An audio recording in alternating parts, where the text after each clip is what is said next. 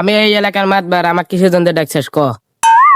মাতবর সাহেব, আজকের বিচারে এই যে আমাকে সূক্ষ্ম বিচার করে দিবেন, ঠিক আছে?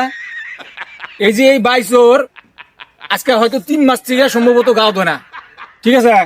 এর জন্য গ্রামে একটু মানুষ ঠিক মতো আটাচলা করা আনা, গ্রামে গন্ধ করা গেছে গা। আজকে 3 মাস থেকে ভালো করে গাও দেয় না। এই বাইশোরের আজকে উচিত শিক্ষা দিবেন, ঠিক আছে? আপনি এই সালিশটা সূক্ষ্ম বিচার করে দেন আজকে।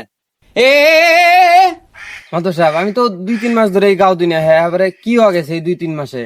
আমার শরীরে আমার কাছে তো গন্ধ করতেছে না, মানুষের কাছে গন্ধ করলে হবো নাহি। ধুমু সামনে ঠান্ডা আসতেছে, এই জন্য কম কম করে গাও দুই। কম কম করে তাই কি তুই 3 মাস ধরে গাও দিবি না নাকি? হ্যাঁ, মাত্র সব কোন দেখি 3 মাস ধরে গাও দো না। হ্যাঁ, ঠান্ডা হয়েছে তাই কি হয়েছে? দুনিয়ার মানুষ গাও দো না?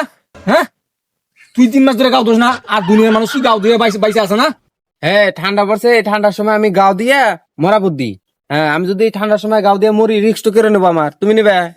হ্যাঁ, আমাকে যে জোর জবরদস্তি এই ঠান্ডার মধ্যে গাও দিবার কথা হতেছে, আমি যদি গাও দিয়ে মারা যাই, আমার যে এই যে 3 বই আছে, আর 3 বইয়ের 3 তারিখে 9 পোলাহান আছে, পোলাহানটি রিস্ক কেড়ে নেবো। হ্যাঁ, তুমি নিবে না মাদর নিবো? কোনে সালিশ করে আসলাম রে, এনে তুই ভেজালে পড়বে আসলাম। ওই তেহনি গাও তো, তুই যদি মরস তোর বই পোলানে রিক্স আমি নুম। তেহনি গাও তো।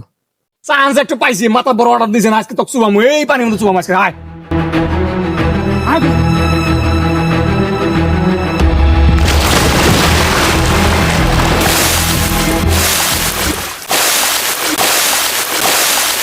খালা খালা তোনে ডুব দিয়া দিয়া এলাম। খালা 3 মাস ধরে গাও দোস না, এখন থেকে ডেলি দিনই গাও দিবি, ঠিক আছে?